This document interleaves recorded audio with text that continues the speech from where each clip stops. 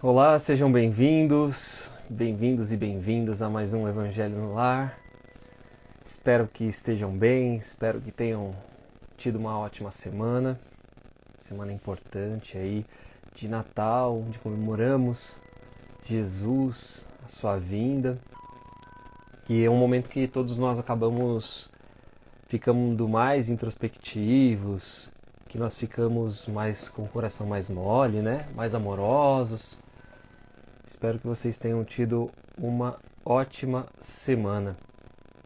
Bem, hoje, como vocês estão vendo no nosso tema, vamos começar a falar da justiça das aflições. Nós vamos dar introdução ao capítulo 5 do Evangelho segundo o Espiritismo, Bem-aventurado os aflitos. E vamos dar introdução aos itens 1, 2 e 3 especificamente. Semana que vem a gente vai falar da causa atual das aflições. Um tema bastante importante, vou deixar aqui do lado dos meus livros, um tema bastante importante, principalmente para o período turbulento que nós estamos vivendo da humanidade por conta da pandemia, da forma como todos nós estamos vivendo, enclausurados, alguns tomando cuidado, outros ainda vivendo de forma bastante responsável. Então, como é que funciona a justiça divina perante tudo isso? As pessoas que estão vivendo e as que já desencarnaram, por que desencarnaram e por que tem outras que continuam aqui entre nós. E nós vamos entender um pouco mais do porquê que nós estamos vivendo esse período turbulento. Não só nós estamos vivendo, mas como durante toda a história da humanidade, né? Isso vem acontecendo. Existem vários processos, vários períodos onde as pessoas passam por momentos de provas, de bastante dificuldade, turbulência, e esse é um dos que nós estamos participando nesse momento atual, né? Provavelmente já estivemos presentes em outras etapas.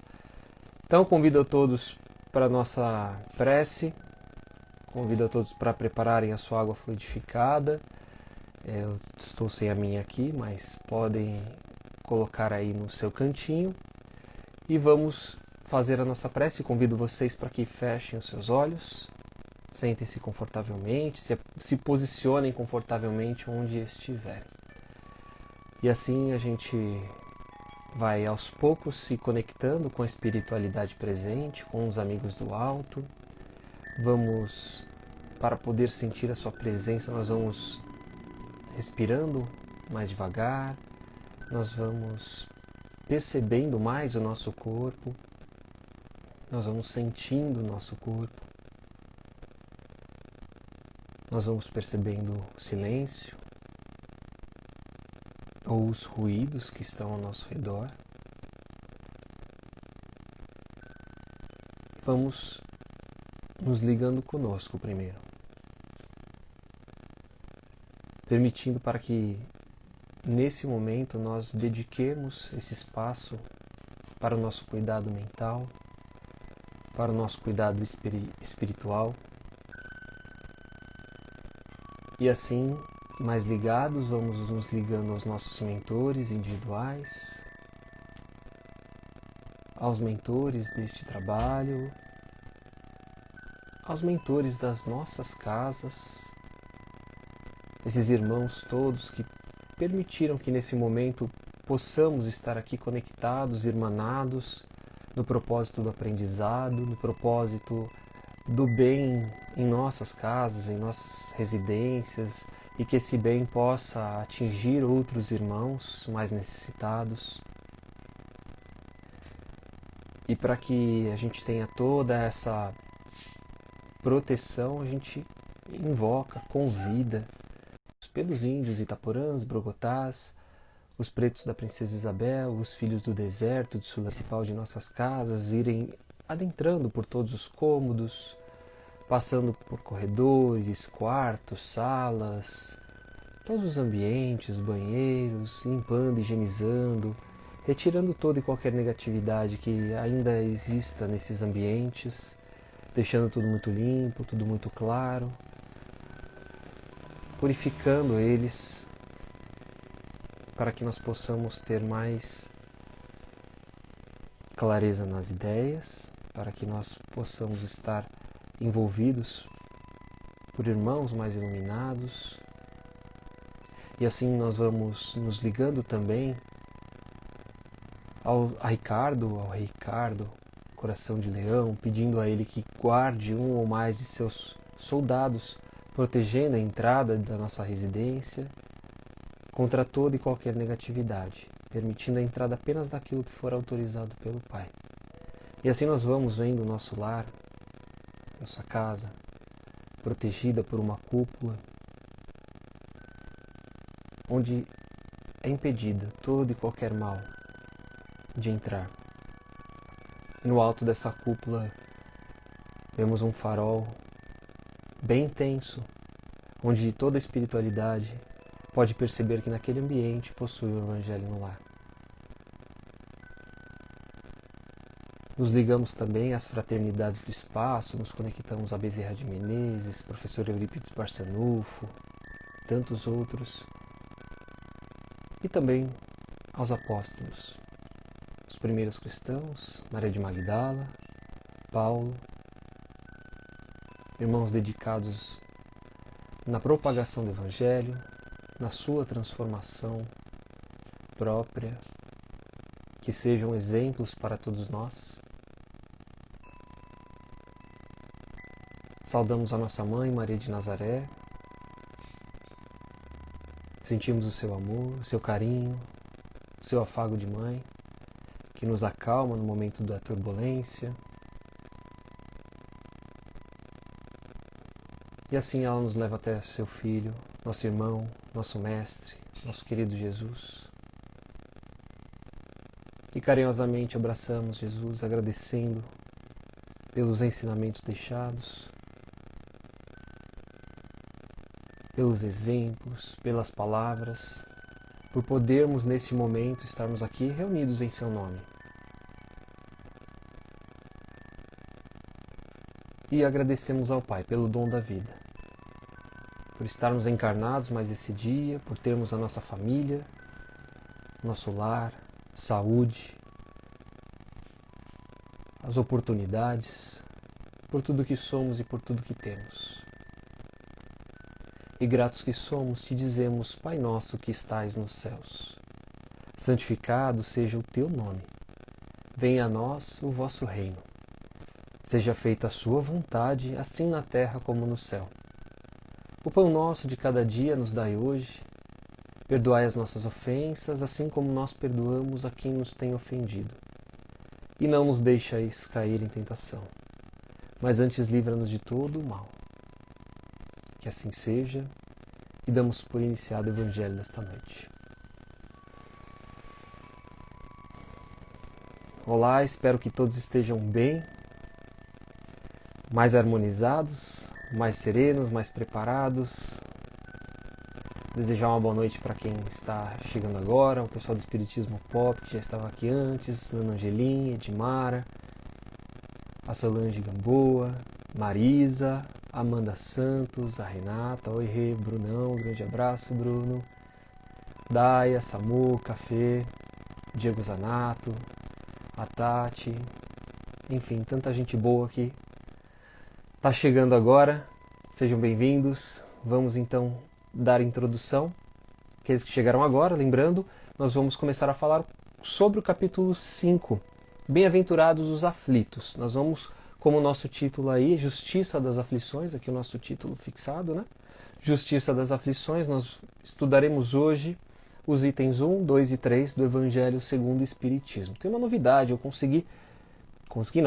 descobri, aí não é eu que descobri, a espiritualidade age aí nessas horas, né? Eu descobri uma outra literatura complementar para ajudar nos estudos do Evangelho. Depois eu passo o nome do livro. Eu vou colocar nos stories ao final do Evangelho. E eu vou trazer uma mensagem dele também, complementar na noite de hoje. Tá bom? Vamos dar a nossa introdução. Espero que quem já preparou a sua água. Espero que todos estejam bem. Vamos começar. Então vamos lá, bem-aventurados os aflitos, item 1, bem-aventurados os que choram, pois serão consolados. Bem-aventurados os que têm fome e sede de justiça, pois serão saciados. Bem-aventurados os que sofrem perseguição por amor à justiça, porque é deles o reino dos céus.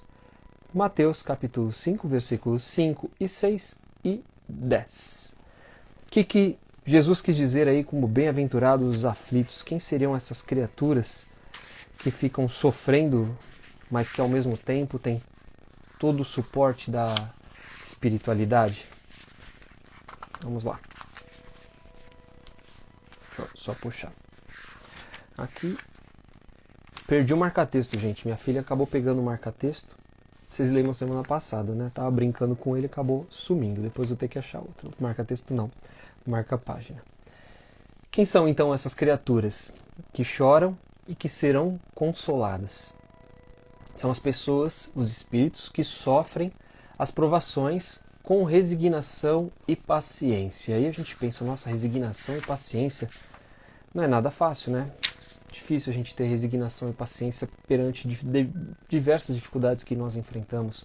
Pode ser uma dificuldade no trabalho, pode ser uma dificuldade com o vizinho, pode ser uma dificuldade dentro do nosso lar mesmo. Então essas pessoas que têm essas dificuldades, elas são esses espíritos aflitos, são aqueles que choram. Mas bem-aventurados serão desses aflitos, desses que choram, que passam por essas provações, passam por essas situações com resignação, com paciência. O que seria a resignação? É compreender aquela situação, entendê-la e aceitá-la. Por mais dolorosa, por mais difícil que ela seja. Resignado é aquele que não vai se revoltar, é aquele que não vai se desesperar.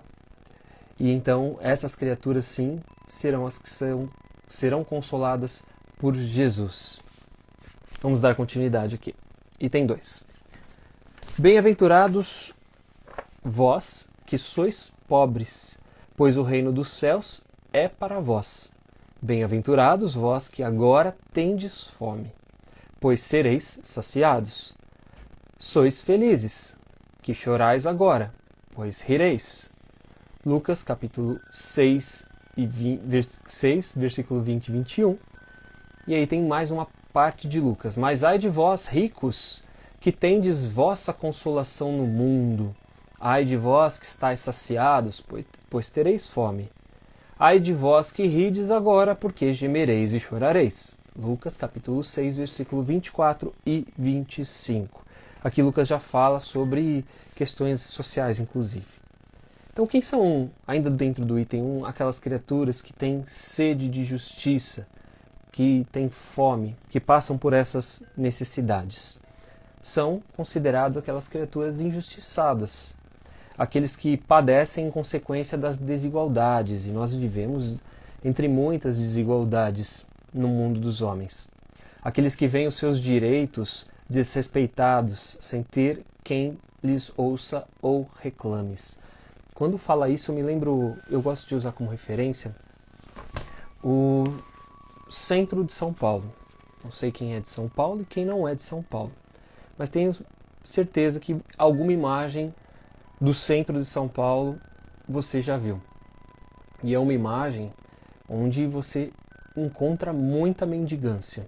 Tem muitas criaturas nas ruas, muitos pedintes, sentados mesmo, encostados. Eles não necessariamente vão até você, mas eles estão escorados nas paredes, nos muros, nas escadarias, nos lugares, né, onde tem bastante movimento de pessoas. Então não necessariamente eles estão pedindo alguma coisa, mas estão naquele lugar. Essas criaturas, elas são criaturas invisíveis. São criaturas que as pessoas não veem. Elas passam com tanta frequência por essas criaturas, no seu dia a dia, na sua pressa, na sua correria para o seu trabalho, para a sua casa, que não vê mais aquelas pessoas naquele estado. É como se de fato elas não existissem, elas fossem invisíveis, até que em determinado momento alguém vai lá e dê um troco, ou mesmo aquela pessoa peça um prato de comida, mas até então aquela pessoa ela não existe. Fazemos vistas grossas a essas criaturas que elas existem, mas ao mesmo tempo nós não as enxergamos.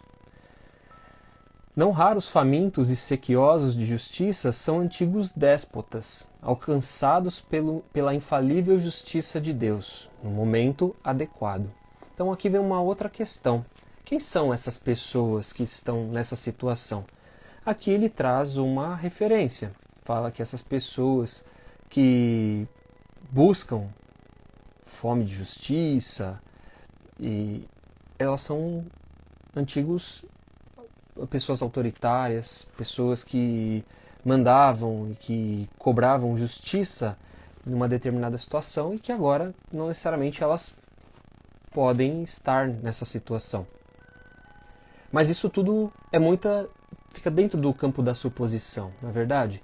Dentro do Espiritismo nós aprendemos que existem várias variáveis, várias variantes em relação ao espírito. Não necessariamente ele passou por X situação para estar naquela situação hoje, como uma situação de prova. Pode ser que sim, mas não necessariamente. Pode ser uma escolha, inclusive, do próprio espírito passar por tal provação para que ele depure determinados sentimentos, determinadas situações que ele precisa conscientemente passar. Quais são os que sofrem perseguição pela justiça? Os que buscam defender os mais fracos, falar pelos que não têm voz, buscar o direito dos injustiçados. Estes, por combater o erro, incomodam os poderosos e se tornam alvo de sua perseguição. E nós vivemos num mundo onde nós temos muitas pessoas justiceiras, né? Muitas pessoas querendo fazer justiça. Seja a justiça nas redes sociais, seja a justiça pelas próprias mãos. Na cidade onde eu moro existe muita passionalidade. Então, qualquer briga de bar, qualquer situação envolvendo casais, se resolve no tiro, porrada e bomba. Literalmente se resolve na faca, com a arma, com as próprias mãos.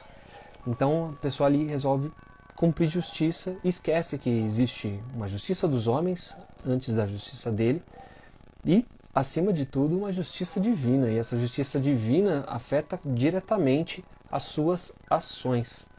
No mundo como o nosso, marcado pelo egoísmo, e isso entra nessa questão da passionalidade, das nossas escolhas acima de tudo, e pela injustiça, e aí nós cometemos...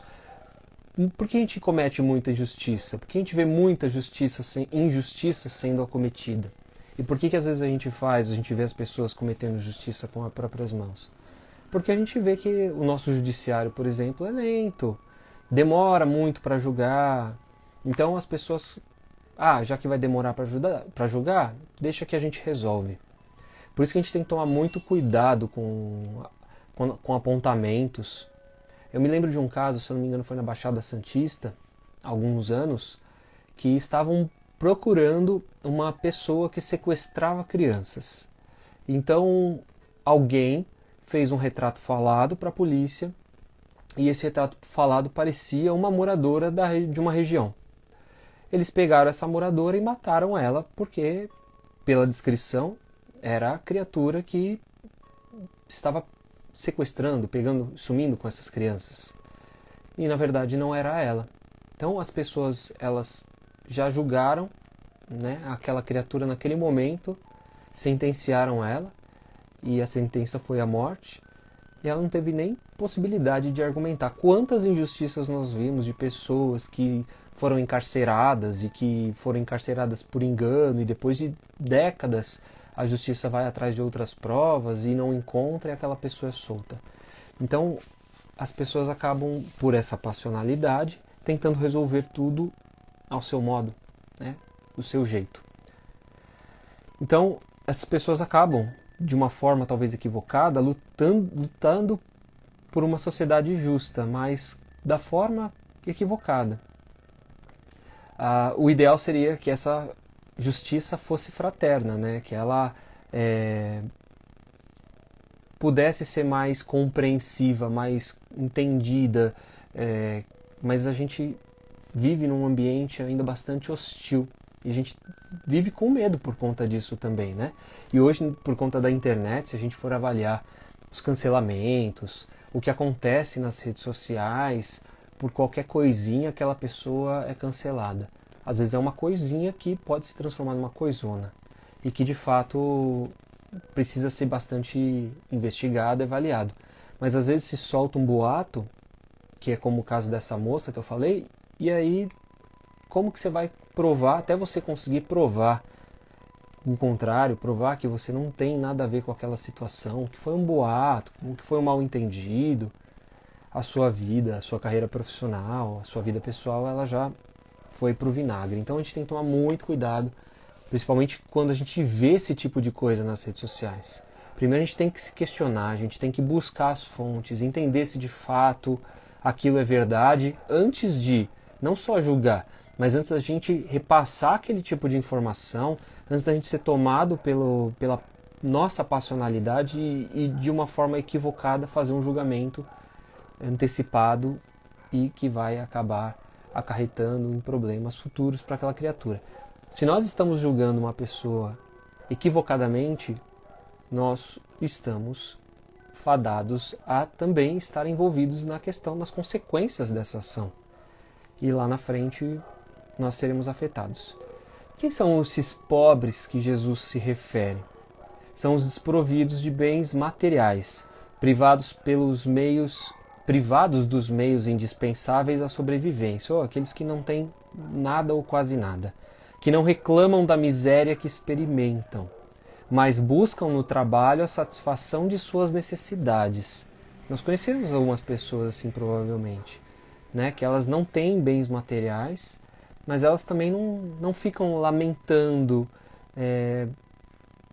sofrendo por conta de não poder alcançar uma ambição. Ela não possui essa ambição do ter, ela satisfaz com aquilo que ela tem. Buscam então no trabalho a satisfação das suas necessidades e na prática do bem, oportunidade de ascensão espiritual, sobretudo aos que não se acomodam e que buscam com equilíbrio a melhoria.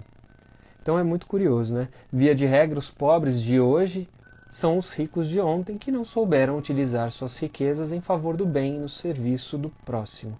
E isso é cíclico, né? Os ricos de hoje que não puderam, ou que não souberam, ou que não saberão utilizar dos seus bens, eles estarão vigentes dentro dessa lei cíclica. Ser pobre é então uma condição para se ter acesso ao reino dos céus? Então a gente pode parar para pensar nisso, né? Então eu preciso ser pobre, passar por essa provação de pobre para poder alcançar o reino dos céus, a graça divina, o que não é verdade, não necessariamente, não é uma verdade absoluta. Ricos e pobres, eles são igualmente os filhos de Deus. E ele é toda justiça, todo amor. Ninguém é desprezado por Deus por conta da condição material. Então isso é indiferente da sua posição. Como que você vai lidar com a sua situação é o que te faz alcançar esse reino dos céus. A condição para obtermos essa graça divina é o nosso comportamento diante da vida. Como eu vou encarar os desafios, como eu vou aceitá-los ou como eu vou desafiá-los. É amor que dediquemos ao semelhante. É a prática do bem e a vivência do Evangelho. Então, ele deixa bem claro aqui que é como nós nos comportamos conosco e como nós compartilhamos essa nossa encarnação com as pessoas que estão ao nosso redor, como que a gente colabora, pratica as ações vivenciadas por Jesus no Evangelho e exemplificadas para a gente. Há muitos pobres que são maus, como há muitos ricos que são bons. A todos os ricos está reservado o sofrimento? Então acabamos de ver que não. Sofrerão aqueles que fizerem o mau uso dos seus bens, utilizando-os exclusivamente para proveito próprio. Os que se julgam proprietários e não depositários da fortuna que Deus lhes concede. Tudo temporário, efêmero. O que nós possuímos hoje, amanhã não teremos, seja nessa encarnação, seja no nosso pós-morte. Nós estudamos isso nas últimas semanas, antes de falarmos inclusive de família. Os que não empregam a riqueza em benefício do próximo. Então, nós temos essa oportunidade de ter bens, de ter riquezas, e as criaturas que possuem esse privilégio, vamos dizer assim, os espíritos que possuem esse privilégio têm como obrigação auxiliar com aquilo que possui com o seu próximo, com aqueles menos favorecidos. Por quê? O que acontece? Dessa forma, a gente consegue construir uma evolução coletiva, né? Eu tenho ferramentas que podem me auxiliar, e essas ferramentas eu vou compartilhá-las com outras criaturas para que elas também possam crescer comigo e juntos consigamos, né, vivenciar essa questão de evolução planetária, de que possamos auxiliar dentro da minha própria evolução e da evolução daquela criatura. Item 3, dentro de Justiça das Aflições no Evangelho. As compensações que Jesus promete aos aflitos da terra somente podem realizar-se na vida futura. Então, o que Jesus promete àquelas pessoas que sofrem, elas não vão receber agora. Elas não serão consoladas naquele momento, elas serão consoladas no futuro. Sem a certeza do futuro, esses ensinamentos morais seriam um contrassenso, ou bem mais do que isso, seriam uma enganação. Então, vamos voltar. O que significa isso? A encarnação. Se a reencarnação não existisse, a gente cai de novo nessa incerteza, existiria futuro ou não? E se não existe futuro, para que teriam essas diferenças? Seria uma enganação mesmo. Mesmo com essa certeza, fica difícil de se entender a utilidade do sofrimento para ser feliz. E muita gente questiona isso também. Ah, não é possível que eu tenha que sofrer para ser feliz. Por que eu tenho que sofrer? Por que eu preciso passar por tudo isso? Disse que é para ter mais mérito. Mas então surge a pergunta: por que uns sofrem mais do que os outros? Então, se a gente falar precisamos sofrer para evoluir, por que uns sofrem mais do que os outros? Porque uns nascem na miséria e outros na riqueza, sem nada terem feito para justificar esta posição, que é o que a gente imagina, né? Não fiz nada de errado, por que eu vim com menos possibilidades do que o outro? Porque para uns nada dá certo, enquanto para outros tudo parece sorrir. A gente conhece pessoas com sorte, né? E outras que nasceram com azar, nada dá certo, emprego, família, relacionamentos. E para outras, qualquer coisa que ela faz tem sucesso. E o que ainda fica mais difícil de entender é ver os bens e os males tão desigualmente divididos entre viciosos e virtuosos, e ver os bons sofrerem ao lado dos maus que prosperam. A fé no futuro pode consolar e proporcionar paciência, mas não explica essas desigualdades que parecem desmentir a justiça de Deus. Entretanto, desde que se admita a existência de Deus, só se pode concebê-lo em suas perfeições infinitas.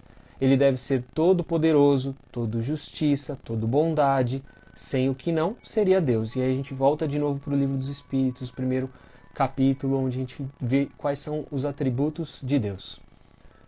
As contrariedades da vida têm, pois, uma causa, uma vez que Deus é justo, e essa causa deve ser justa. Eis do que cada um deve se convencer. Deus, pelos ensinamentos de Jesus, colocou os homens no caminho da compreensão dessa causa. Então, graças aos ensinamentos de Jesus, nós entendemos o porquê dessas causas. E hoje, graças ao Espiritismo, né, e hoje considera-os suficientemente maduros para compreendê-la. Eis porque a revela inteiramente pelo Espiritismo, ou seja, pela voz dos Espíritos. Então os Espíritos acabaram complementando os ensinos de Jesus e faz com que nós consigamos entender o porquê dessas aflições, por que hoje tenho dificuldades com determinadas coisas. E aí, se a gente for buscar a história no passado, e não necessariamente precisa fazer um resgate, mas a gente consegue perceber, não precisa fazer uma regressão, né? Eu consigo perceber pelas minhas falhas, pelos meus problemas, somado aos relacionamentos que a gente tem, aonde que o calo aperta em nós e aonde que a gente precisa de fato melhorar. Quando desfrutaremos das compensações prometidas então por Jesus nessa passagem, somente na vida futura poderemos desfrutá-las, pois aí na condição de espíritos, sem as constrições do corpo físico e as limitações da vida material, experimentaremos satisfações que nem as maiores alegrias terrenas se lhes poderão assemelhar. Como que nós podemos crer nessa justiça de Deus, ao mesmo tempo explicar a diferença de sorte entre os homens? Sendo Deus suprema justiça, não permitiria que alguém sofresse sem o merecer. E não é simplesmente nós falarmos assim, estou sofrendo porque eu mereço. Não, é importante a gente entender o porquê que eu estou merecendo esse sofrimento. Não pensem como o sofrimento como um prêmio. Na verdade, como um exemplo de que nós precisamos sermos melhores. Então, vamos usar o exemplo que eles deram aqui no Evangelho. Sou um cara azarado para emprego. Tenho muita dificuldade de arrumar emprego. Não consigo de jeito nenhum. Eu já mandei currículo, não acontece. Eu entro nas empresas, eu não tenho durabilidade nelas. Então eu estou sempre em busca de empregos. Qual é o meu problema? Como que eu me encontro? A gente sempre vai achar que nós não temos problemas. Esse é o grande engano que nós temos. Porque se as coisas não estão acontecendo, o problema está em nós. Como eu reajo em relação ao trabalho coletivo com pessoas? Como eu me porto nas entrevistas? Como é a minha rede de network, que são aquela rede de contatos que nós temos? Eu tenho uma rede de contatos da minha profissão, na profissão que eu pretendo exercer. Então é interessante a gente fazer essas análises, nesse caso da profissão. Mas isso funciona a mesma coisa para a família, funciona para os nossos relacionamentos amorosos. Mesma coisa, não encontro de jeito nenhum meu parceiro. Como que eu me porto com as pessoas ao qual sou parceiro, né? Então, porque a gente acha que a gente pode ser perfeito, que a gente tem defeito e a pessoa tem que se adaptar ao meu jeito de ser. E não é bem assim que funciona um relacionamento nesse caso. Vale muito essa reflexão, vale muito, em último caso, ou em primeiro caso, terapias, buscar ajuda de psicólogos, principalmente nesses casos onde a gente percebe que as coisas não andam, na nossa vida não anda. A busca por uma terapia é fundamental, porque ela vai ajudar a gente a ter essa percepção e a nossa forma de viver vai mudar. A nossa postura vai acabar mudando. Portanto, se alguém sofre, justa há de ser a causa de seu sofrimento, e somente a preexistência do espírito pode explicar a desigualdade na repartição do bem e do mal entre os homens. Há casos, também, em que o espírito solicita o sofrimento antes de reencarnar, como prova para mais rápido adiantar-se na senda bendita do progresso. Eu usei exatamente esse exemplo, né, durante o nosso estudo. São casos raros de espíritos muito conscientes das suas necessidades e que pedem para passar por determinadas situações justamente para que consiga se purificar naquilo que ele precisa para o seu engrandecimento espiritual. Se hoje sofremos, nada fizemos nessa existência que possa dar motivo do nosso padecimento. Devemos então buscar a razão nas vidas anteriores. Eu vou pegar aqui as nossas leituras complementares. Deixa eu caçá-las aqui no meu Drive, que é onde eu salvo. Bem claro, né? O ensinamento de hoje, super tranquilo, dá pra gente entender. E é claro, dá para entender também quem quer, né?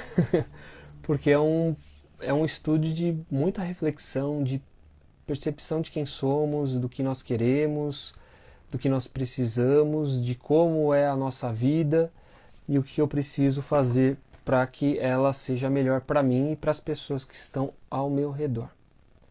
Estou tentando carregar aqui e estou apanhando. Agora vai. Um dos textos, deixa eu ver se eu acho ele aqui.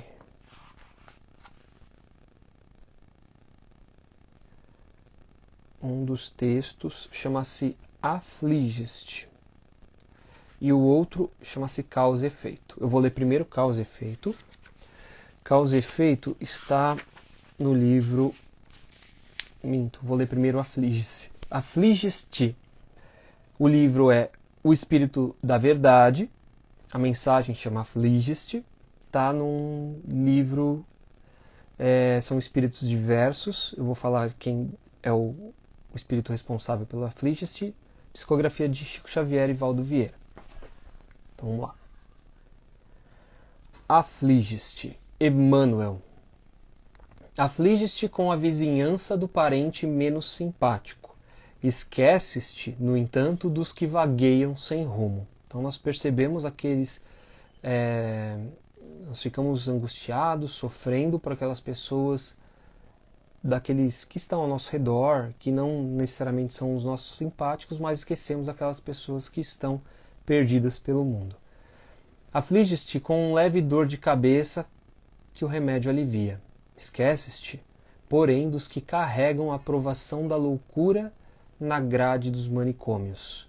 Afliges-te por perder a condução no momento oportuno. Né? Quantas vezes sofremos por conta de perder uma condução, um compromisso? Esqueces-te, entretanto, dos que jazem detidos em catres de sofrimento, suspirando pelo conforto de se arrastarem. Afliges-te pelo erro sanável da costureira na vestimenta que encomendaste. Esqueces-te, contudo, daqueles que ostentam a pele ultrajada em chagas sem se queixares. Afliges-te em casa porque alguém não lhe fez o prato de preferência. Esqueces-te, todavia, dos que varam a noite atormentados pela fome. Afliges-te por insignificantes deveres no ambiente doméstico. Esqueces-te, porém, dos que choram sozinhos nos leitos dos hospitais. Afliges-te tantas vezes por bagatelas, fita, no entanto, a retaguarda e reparando as aflições dos outros, agradecerás ao Senhor a própria felicidade que não conseguias ver. Então aqui ele fala muito mais sobre agradecimento, né? Sobre a gente entender, prestar atenção nessas miudezas que às vezes reclamamos tanto, parecem que são momentos onde a gente está sofrendo e que na verdade são momentos pequenos dentro da grandeza do macro, das pessoas que estão ao nosso redor, das pessoas que estão no mundo. Uma coisa que eu acho muito bonita e eventualmente quando eu me lembro, claro, mas eu presto bastante atenção para isso, os protestantes americanos têm um hábito muito bonito de fazer a refeição assim que eles sentam à mesa. Não sei se os protestantes brasileiros também, mas os americanos eu tenho certeza. Então antes de comer, né, eles sentam à mesa, fazem uma oração, não precisa ser uma oração coletiva, mas agradecem aquela comida que está. Porque quantas pessoas naquele momento estão passando fome pelo mundo. É uma forma de mostrar gratidão, uma forma de mostrar humildade também. Então aqui tem vários exemplos de que nós ficamos preocupados, ficamos angustiados por determinadas situações e que no fundo, dentro das coisas tão grandes que existem no mundo, são pequenas e que nós poderíamos ter um pouco mais de compaixão para com essas pessoas também. A gente às vezes não pode fazer muita coisa por elas. Às vezes a gente pode, mas às vezes a gente não pode. O que a gente pode é fazer uma prece. Quando eu andava pelas ruas de São Paulo e via aquelas criaturas na situação de rua, que é muito triste a situação que elas estão lá, adiantaria eu todo dia dar mar de dinheiros, dar dinheiros para elas, ia mudar alguma coisa naquela situação? Talvez não, talvez sim. Mas o meu olhar de amor, a minha emanação de energias positivas para elas, a minha atenção, um olhar de carinho, um sorriso, um olhar que eu desse para elas, naquele momento talvez tiraria elas daquela situação de invisibilidade que nós comentamos. Então essa é a mensagem Afliges-te. A outra mensagem chama-se Causa e Efeito. A Causa e Efeito faz parte de um livro chamado Vivendo o Evangelho. Ele possui 2 partes e ele vai ser mais um livro de complemento desse nosso estudo. O espírito desse livro é o André Luiz e foi psicografado por Antônio Badui Filho. Então, o que ele diz aqui em Causa e Efeito?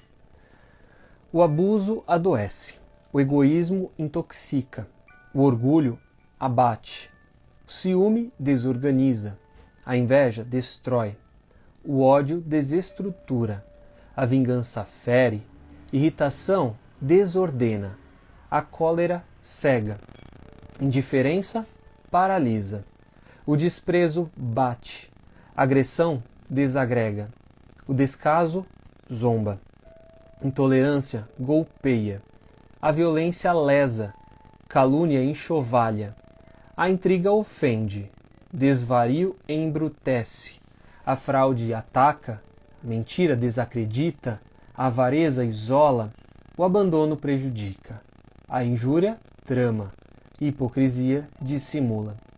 O Espiritismo mostra que a lei de causa e efeito está presente no mundo moral e que toda ação tem uma reação correspondente, significando que, diante do código divino, cada desacerto, agora ou no passado, leva sempre ao reparo necessário e que a aflição, longe de ser injustiça, é na verdade o efeito doloroso de uma causa injusta. Então, eu vou pegar esse texto, ele é bastante legal, ele fala sobre vários sintomas, várias situações que nós passamos e o que ele representa para a gente. E o que, na verdade, ele deveria ser um entendimento. Então eu vou transcrever, vou colocar nos stories ou nos posts, vou criar uma postagem para ele durante a nossa semana. Semana passada, lembrei agora de uma outra coisa. Semana passada, deixa eu ver se eu encontro aqui no Evangelho segundo o Espiritismo, nós estávamos falando sobre a infinidade de encarnações. Uma pessoa perguntou, qual que era o limite das encarnações. E uma outra respondeu, está no Livro dos Espíritos essa resposta. Na verdade, a resposta está no próprio Evangelho segundo o Espiritismo. Dentro do próprio capítulo 4, a hora que tem a introdução dos Espíritos, tem um chamado Limite das Encarnações. É um texto de São Luís, foi psicografado em Paris em 1859. E a pergunta é justamente essa, quais são os limites da encarnação? Eu estou só fazendo um parênteses, tá, gente, para responder o que aconteceu semana passada. E é legal para termos essa compreensão. Então, quais são os limites da encarnação? A encarnação não tem limites precisamente traçados, se nos referirmos ao envoltório material que constitui o corpo do espírito, ou seja, o perispírito. A materialidade do perispírito, desse envoltório, ele diminui à medida que o espírito se purifica. Então ela começa densa por conta de como nós somos, do corpo denso, da questão instintiva do ser, e conforme os mundos vamos evoluindo, vamos para mundos mais avançados do que a Terra, claro, ela já é menos densa, essa textura é menos densa, menos pesada, menos grosseira e, consequentemente, menos sujeito aos infortúnios da vida. Num grau mais elevado, ela é transparente e quase fluídica.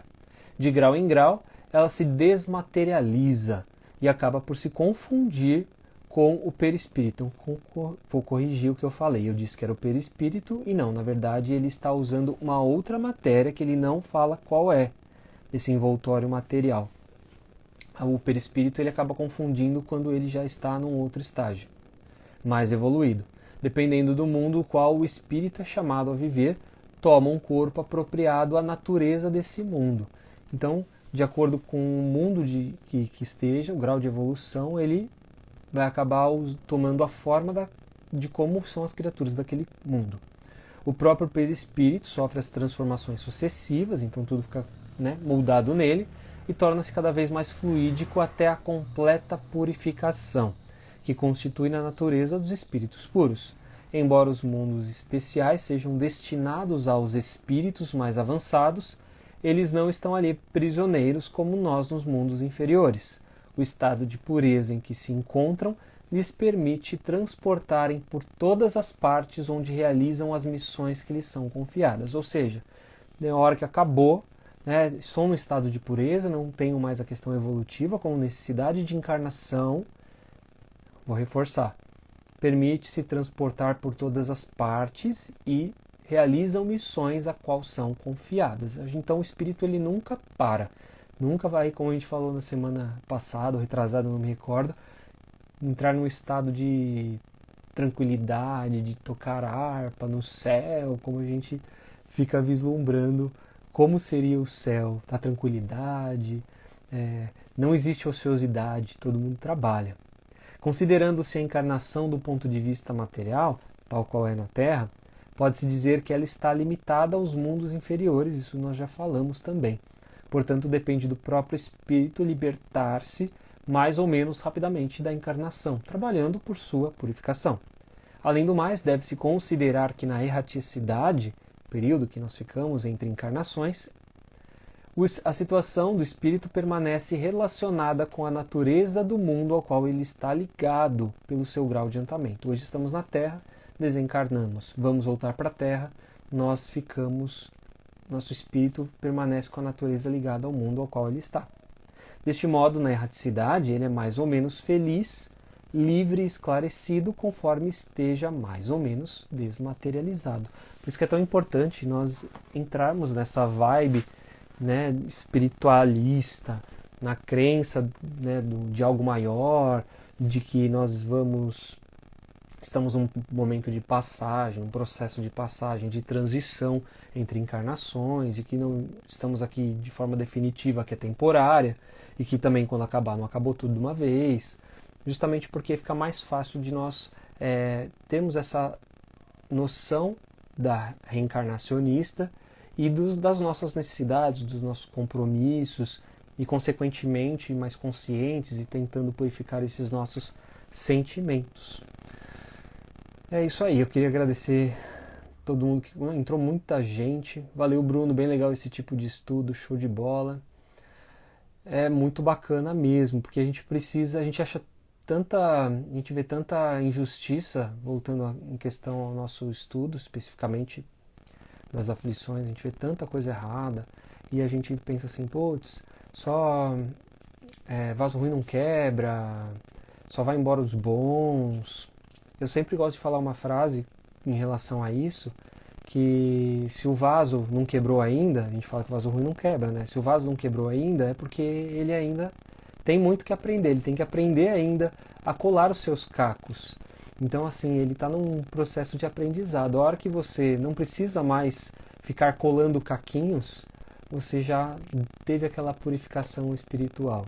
Não sei se completa, parcial, mas já aprendeu alguma coisa. Então, quando a gente pensa assim, pô, aquela pessoa tão querida, ela desencarnou, mas aquele cara tão ruim, ele está aqui. Ele está aqui porque ele tem que aprender ainda. Aquele que desencarnou não tem mais a necessidade do aprendizado. O que ele precisava aprender, ele já passou, já superou. A lição para essa encarnação já foi. Vai para a próxima agora. E isso é importante, a gente ter essa consciência, ficar pensando dessa forma. Primeiro porque a gente acaba não atraindo, não prendendo essa pessoa por fixações mentais, por pensamentos. A gente deixa ela livre para o que ela precisa fazer, e nós, consequentemente, também.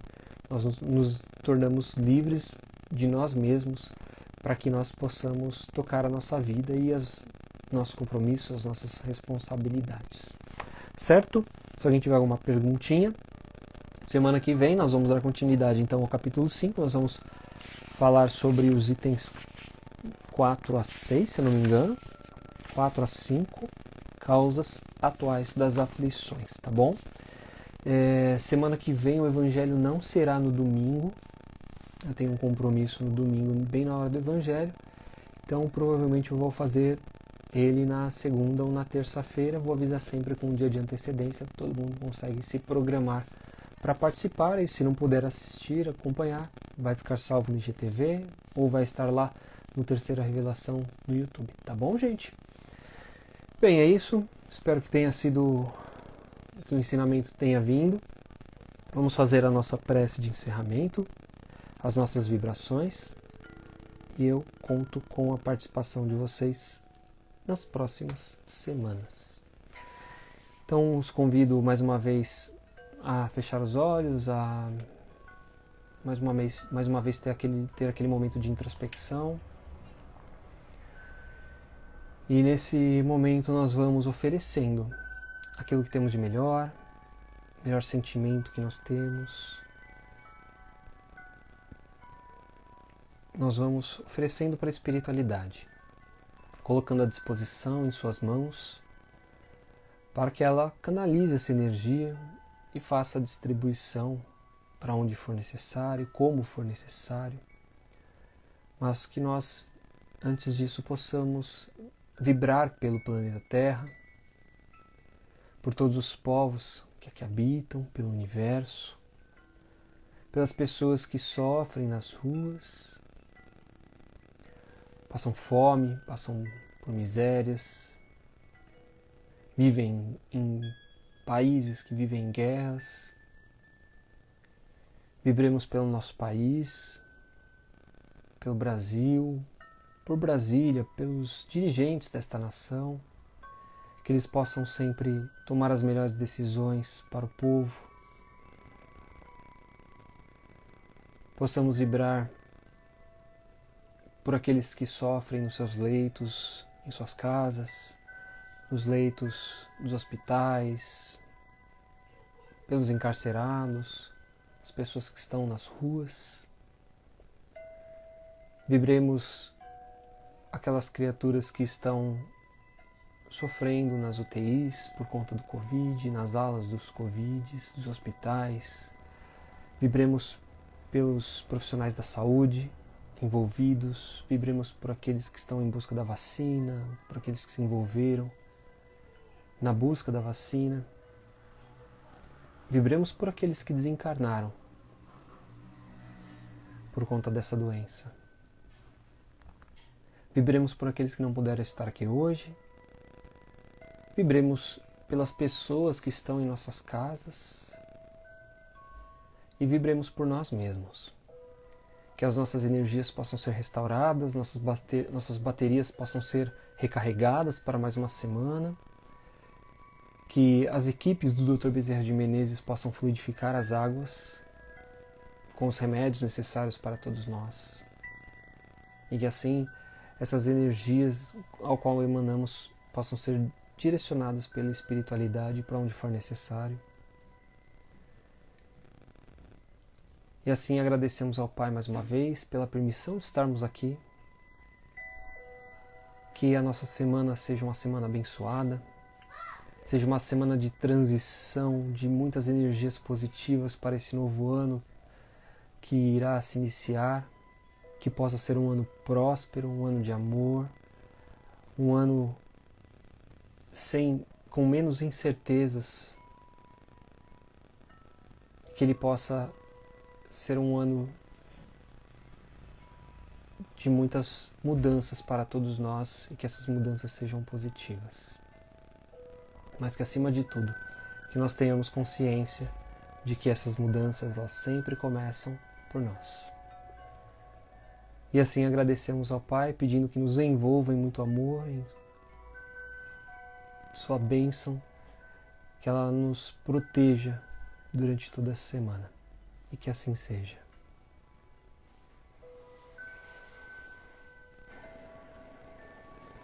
Espero que vocês estejam bem. Senti uma energia muito boa durante esse encerramento. Espero que vocês também. E é isso, gente. Uma semana maravilhosa para vocês. Lembrando que teremos aí a passagem de mais um ano, que possamos estar unidos nesse ano de 2021. Indiquem o Evangelho no Lar para aquelas pessoas que vocês saibam que têm dificuldade de fazer sozinhos ou que gostariam de iniciar. Passem o link, o perfil do Terceira Revelação. A pessoa pode encontrar nas salvos no IGTV, né, toda a sequência do Evangelho no Lar que a gente tem feito dentro desse estudo especificamente. Então não tem problema ela chegar atrasada. E é isso, gente. Beijo no coração de vocês. Obrigado a todos vocês que estão escrevendo aí, pela companhia durante esse ano. Esse estudo que começou aí há alguns meses, 3, 4 meses que ele se iniciou, e eu agradeço a companhia de todos vocês e que estão conosco durante esse período, tá bom? Beijo no coração de todos, uma ótima noite, Deus abençoe vocês e até semana que vem. Tchau, tchau.